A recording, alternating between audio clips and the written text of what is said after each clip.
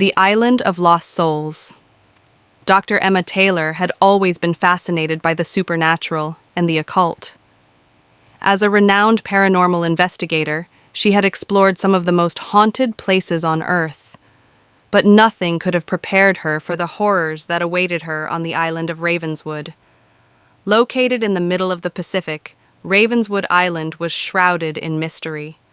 The locals whispered about the island's dark past, about the countless souls who had met their demise there. But Emma was not one to believe in rumors.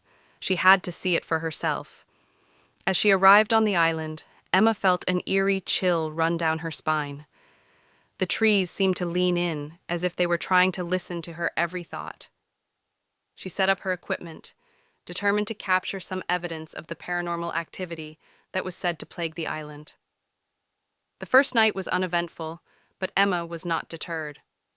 She spent the next few days exploring the island, setting up cameras and audio recorders in every nook and cranny. And then the strange occurrences began. At first it was just small things. Equipment would go missing, only to reappear in strange places. Emma would hear whispers in the night, but whenever she tried to investigate, there would be no one there. But as the days went by, the occurrences grew more frequent and more intense. One night, Emma woke up to the sound of her own screams. She had had a terrible nightmare, one that she couldn't shake off. As she looked around her darkened tent, she realized that she was not alone. There were shadowy figures lurking just beyond the edge of the light. Emma tried to run, but her feet felt heavy, as if they were rooted to the spot. The figures began to move closer, their faces twisted into grotesque grins. And then, everything went black. When Emma came to, she was lying in a hospital bed, surrounded by doctors and nurses. They told her that she had been found unconscious on the island, with no sign of foul play. But as Emma looked around the room, she knew that something was off. The doctors and nurses seemed different.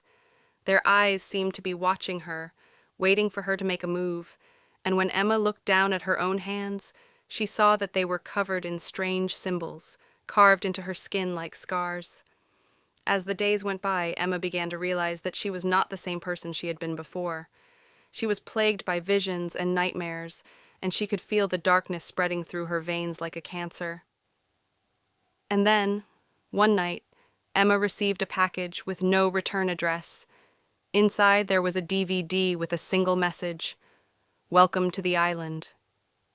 As Emma watched the footage, she saw herself, standing on the island, surrounded by the shadowy figures. But it was not just her. There were others, dozens of them, all standing on the island, all screaming in terror.